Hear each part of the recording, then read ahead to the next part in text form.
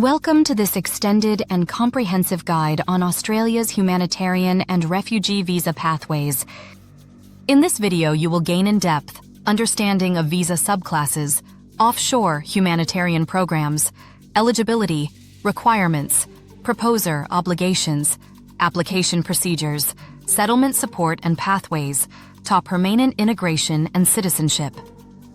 This guide is based solely on official sources from the Department of Home Affairs and other authoritative Australian government documents.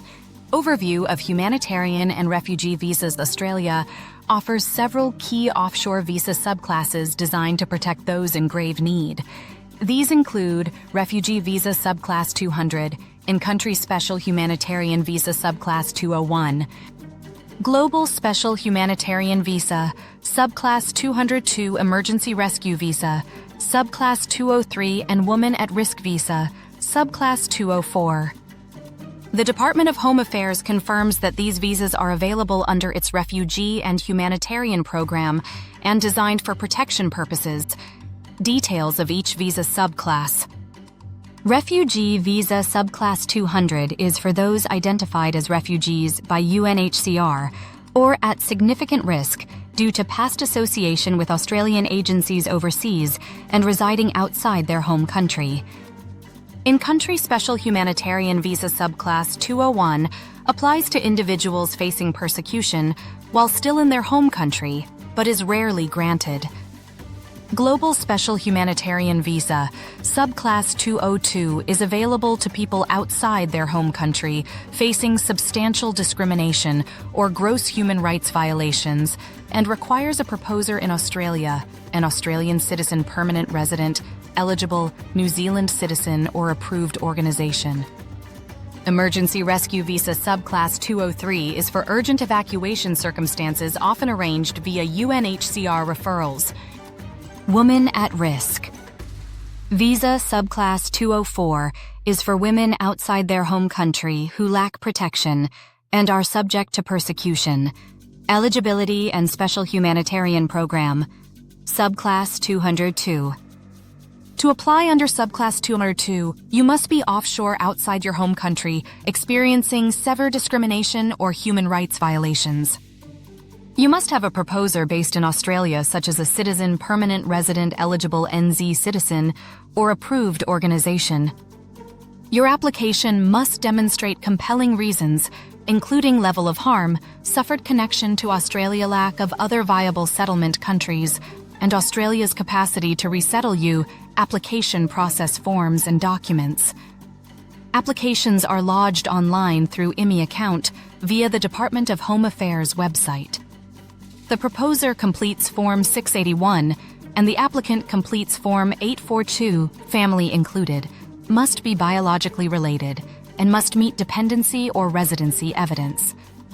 Split family provisions allow certain humanitarian visa holders to propose eligible immediate family members under restricted circumstances. Required documents include identity papers, translations, passport-style photos, plus evidence of familial relationships and persecution where applicable, costs, medical and security checks. There is no fee for humanitarian visa applications. Applicants must meet health and character requirements, including undergoing medical and X-ray examinations and obtaining police or character certificates where relevant role and obligations of the proposer. The proposer must assist with travel arrangements and may use IOM prepaid migration travel program if needed. After arrival, they are expected to help with housing healthcare, Medicare Centrelink transport, interpreting education, and employment assistance as needed under Home Affairs settlement programs, settlement services. Humanitarian visa holders receive priority settlement services, including assistance through the Adult Migrant English Program settlement grants and other support services provided by Department of Home Affairs and Social Services. Pathways to integration and citizenship. Holders of these visas can live, work, and study permanently in Australia and eventually apply for citizenship after meeting residency requirements, typically 4 years residence, including 12 months ASA permanent resident. Processing delays and challenges.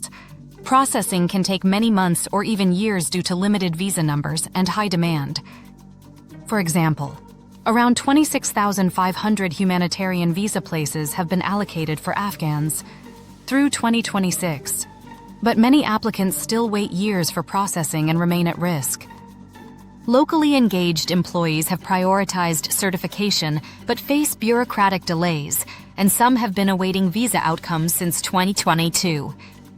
Recent intake levels are nearing the highest since the post-Vietnam era, with planning levels around 20,000 for 2 consecutive years under the current government.